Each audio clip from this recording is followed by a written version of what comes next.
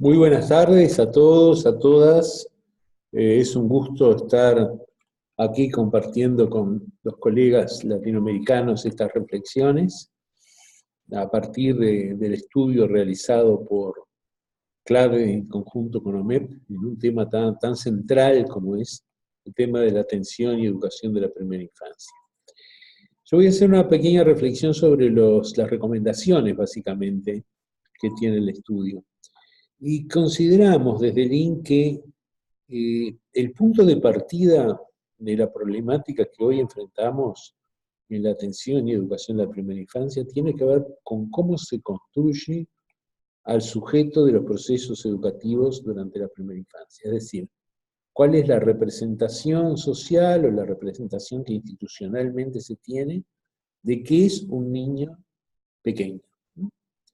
Y en ese sentido, aún existe una fuerte concepción de que el niño pequeño es un niño que no tiene mayor capacidad de aprendizaje educativo, solamente hábitos básicos, que no se comunica, solamente hace gracias, que no tiene una percepción fuerte de lo que sucede en su entorno, sino que puede ser engañable, se le pueden ocultar cosas que suceden, en fin. Es muy frecuente que los padres digan no, porque tenemos problemas en la pareja, pero él no se entera, o ahí, no sé, falleció un tío, pero a él no le dijimos, por lo tanto no sabe, desconociendo de alguna manera esa capacidad de captar la realidad que tienen los niños de esas edades. Y esto hace que tampoco sea del todo considerado como un sujeto de derecho. Creo que la observación general número 7 aparece justamente en respuesta a este tema, y ha logrado sí una cierta difusión y un cierto impacto en quienes trabajan el tema desde una perspectiva de derechos. Pero aún hoy hay toda una idea de que los niños en la primera infancia son demasiado chiquitos para pensarlos como sujetos de derecho. Y sobre todo lo que tiene que ver con derechos a la ciudadanía, ¿verdad? Sí, el derecho a la sobrevivencia, el derecho a la salud, y el derecho a la educación no aparece instituido claramente porque, entre otras cosas, tampoco está claro qué es educación. O sea, la educación aparece muy relacionada al inicio de la lectoescritura y se desvaloriza mucho la educación en las primeras etapas de la vida. ¿Todo esto a qué lleva?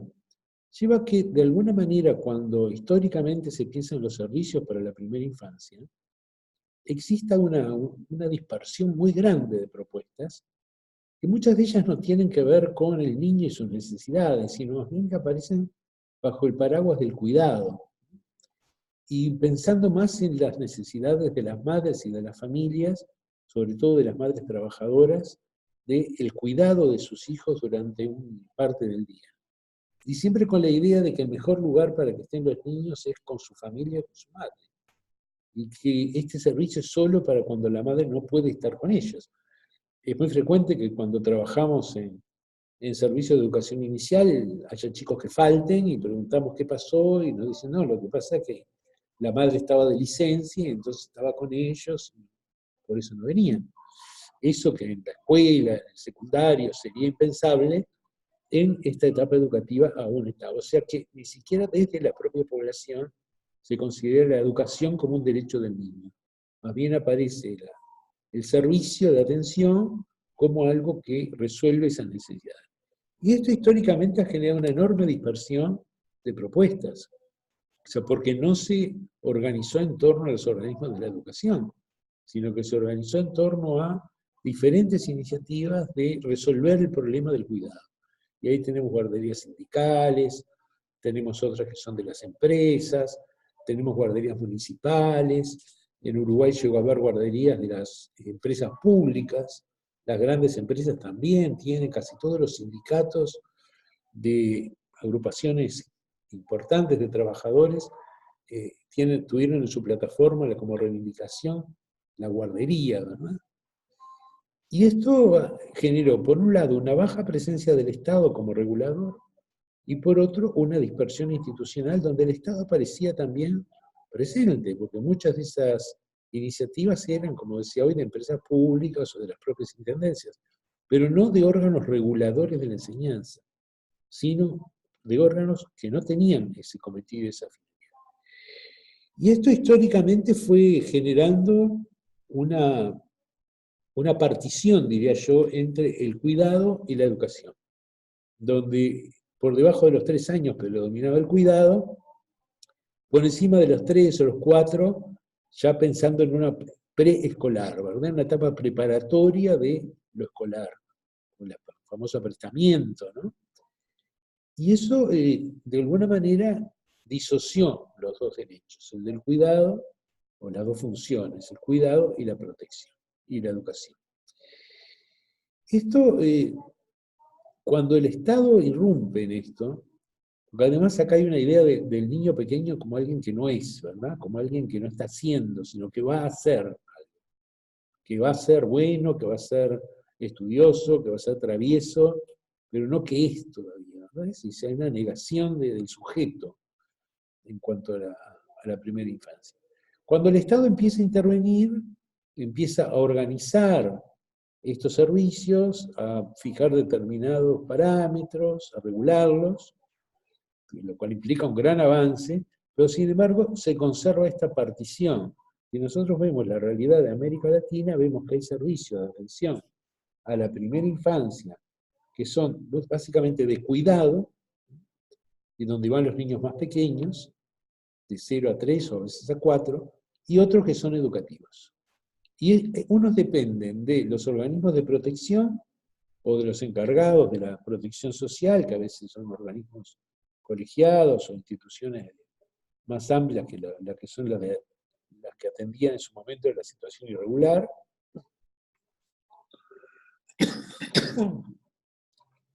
Y otros dependen de la educación. Y esto genera una partición y una fragmentación del servicio y una disociación de los derechos. ¿Por qué digo que este es el punto de partida?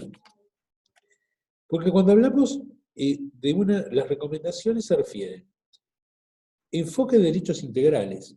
Para enfocar derechos integrales tenemos que convencernos de que el niño a esa edad es un sujeto de derecho y que tiene todos los derechos que tienen todos los niños.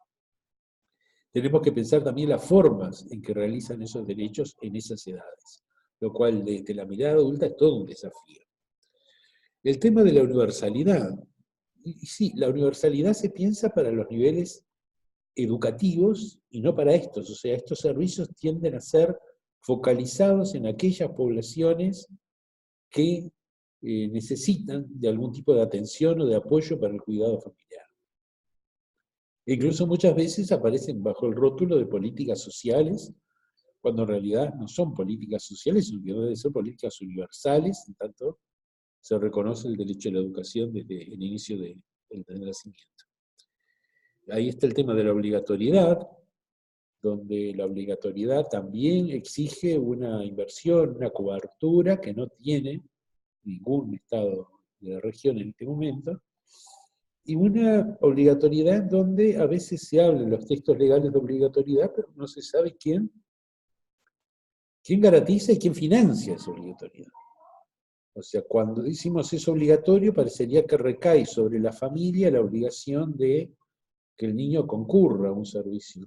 Pero no siempre, y casi ninguna legislación plantea, que es el Estado el que debe garantizar la educación desde esa fase de desarrollo. Y para todos los niños. Creo que la ley que aprobó México hace muy poco va en ese sentido. Pero hay una gran resistencia de los estados regionales a hacerse cargo de nuevos gastos en esta escala, ¿verdad? Y esa es una de las grandes barreras. El tema de la calidad. Al no haber una regulación fuerte y al no estar claro cuál es el objetivo de las instituciones, si es de cuidado, si es de educación, el control de calidad aparece más en aspectos edilicios, en aspectos de infraestructura, aspectos sanitarios, aspectos de seguridad versus riesgos, pero poco aparece en cuanto al análisis de las currículas y de las metodologías educativas. A veces es una zona donde todavía hay muy poca presencia de los organismos reguladores. Cuando hablamos de evaluaciones también, las evaluaciones tienen que ver con el avance desde una línea de base a lo que hoy tenemos, pero también con la distancia que tenemos a la imagen objetivo, o sea, al deber ser. Y si no definimos con más claridad el deber ser, la evaluación es simplemente un me gusta, no me gusta. Pero cuando evaluamos, logramos realmente, por un lado, la cobertura universal, por otro lado, la calidad. ¿Cuáles son los parámetros de calidad? ¿Cuáles son los efectos que logramos en la educación? ¿Cuáles son los impactos que tenemos sobre el niño? ¿Realmente logramos transferir habilidades, valores, herramientas para la vida? ¿O simplemente evaluamos número de chicos en los servicios, infraestructura y aspectos más de tipo formal? El tema de la formación del personal también está directamente vinculado a esto. ¿Personal para qué? Para cuidar, para educar. La formación no es algo que esté controlado, estandarizado a nivel estatal, como sí lo está en la enseñanza primaria, secundaria, prácticamente en todo el continente. Acá el tema de la calidad aparece también no solo como una necesidad en tanto derecho, sino también como un imperativo ético, ¿verdad? O sea, cuando nosotros ofrecimos servicios que son para toda la población y que son servicios públicos donde no se regula por la oferta y la demanda, tenemos que establecer niveles de calidad que van desde el punto de vista ético y desde la exigencia que la propia comunidad tenga de esos niveles. O sea, no se regulan por la oferta y la demanda como en otros espacios. Tenemos como una población que no tiene posibilidad de elección y por lo tanto debe recibir los niveles de calidad y la educación a la que tiene derecho. El tema de la formación del personal, decía que también habría que ver para qué estamos, y el tema de los presupuestos. Los presupuestos es muy claro que si reconocemos el derecho a la educación, es un derecho y por lo tanto se debe garantizar a través del presupuesto público, del presupuesto del Estado. Si no es un derecho, sino que es una intervención social focalizada en algunos sectores que de alguna manera necesitan de ese apoyo para la educación de sus hijos, ahí ya el tema es otro. Ahí ya los presupuestos son diferentes, son más pequeños, son más acotados, y creo que este también toca lo que decíamos al principio, de qué estamos hablando, ¿no? De qué niño con qué derechos.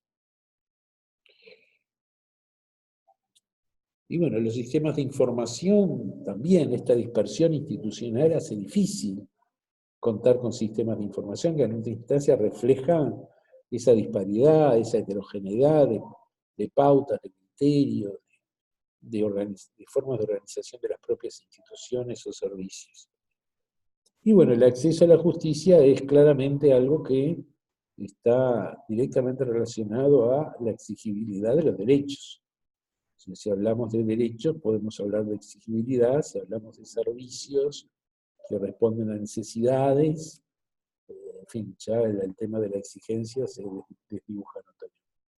Por eso yo creo que, más allá de que el estudio me parece que aporta muchísimo a contactar con la realidad regional y a ver desde el punto de vista más empírico estos temas, de alguna manera el punto de partida de estos problemáticos lo ubico en un punto de vista conceptual, teórico y si se quiere político, que es qué niño, qué educación le queremos dar, qué derechos respetamos, cómo los respetamos, quién los garantiza, qué implica el derecho a la educación, y ahí vamos a la observación número 1, a qué educación tienen derecho los niños.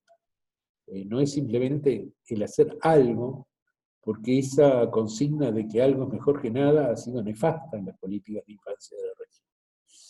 Y me parece muy importante además estas alianzas entre organismos que trabajan la educación específicamente, la educación de la primera infancia, como el caso de OMEP, y los derechos de la infancia, como es el caso nuestro, porque justamente de esta entrelazado entre educación y derechos, creo que puede surgir una posibilidad de discutir estas propuestas y de elevar la vara, digamos, en cuanto a la exigencia de los servicios de atención y educación de la primera infancia. Lamento no estar pudiendo dialogar con ustedes, pero bueno, les dejo estas reflexiones. Cuando me sea posible me voy a conectar y espero que sean de alguna utilidad.